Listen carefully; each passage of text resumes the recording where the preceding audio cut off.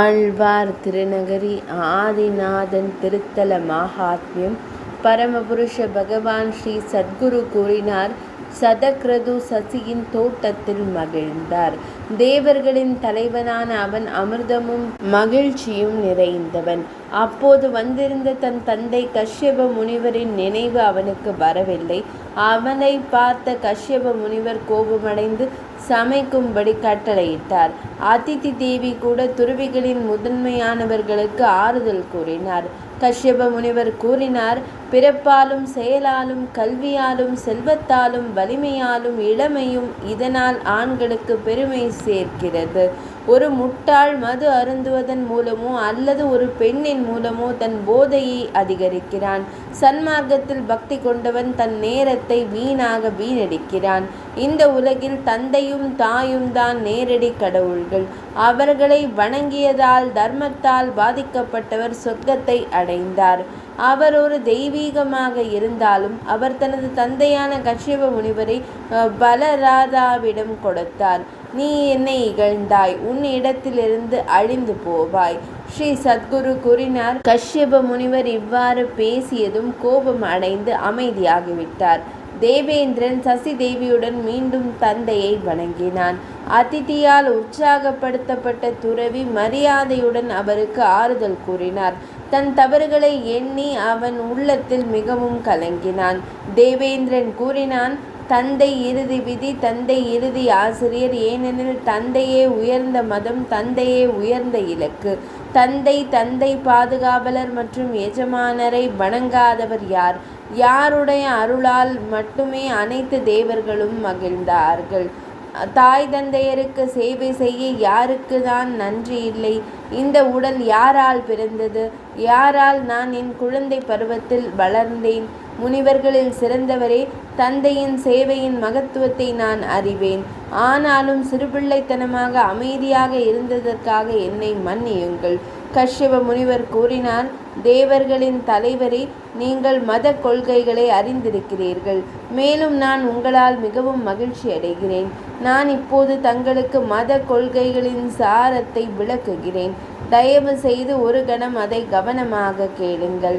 பரமபுருஷ பகவான் அனைத்து உயிரினங்களுக்கும் தந்தை, தாய் மற்றும் ஆன்மீக குரு. 3 உலகங்களையும் காக்கும் பகவான் கோவிந்தரிடம் அடைக்கலம் பெறுங்கள்.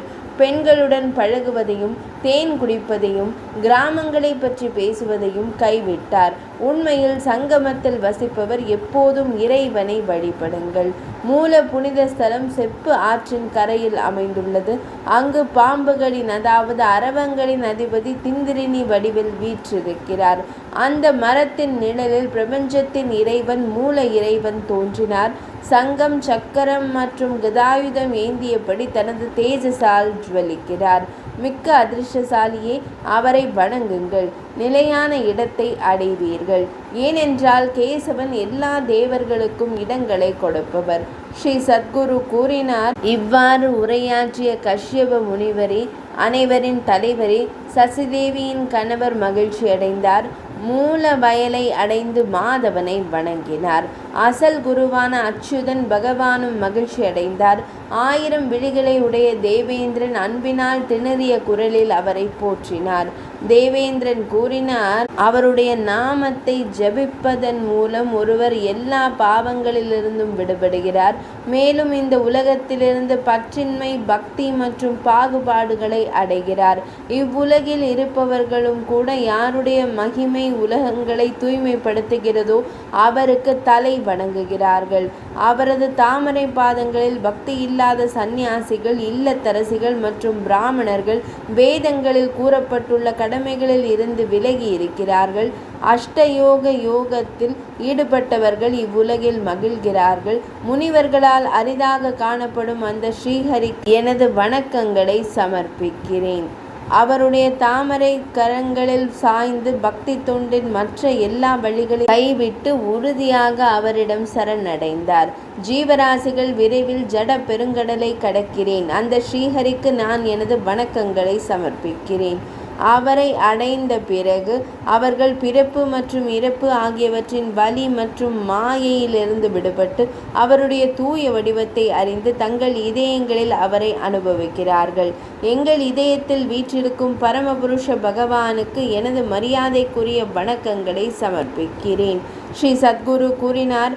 சசிதேவரின் கணவரால் புகழப்பட்ட அவர் முகத்தில் தாமரை மிகவும் மகிழ்ச்சியாக இருந்தது. அப்போது அவர் மாதவனாகிய பகவான் மெல்லிய குரலில் இனிய பாசத்துடன் பேசினார். இறைவன் கூறினார், தேவர்களின் தலைவரே, சாத்வீகர்கள் மத்தியிலும் கூட சில சமயங்களில் அலட்சியம் காணப்படுகிறது.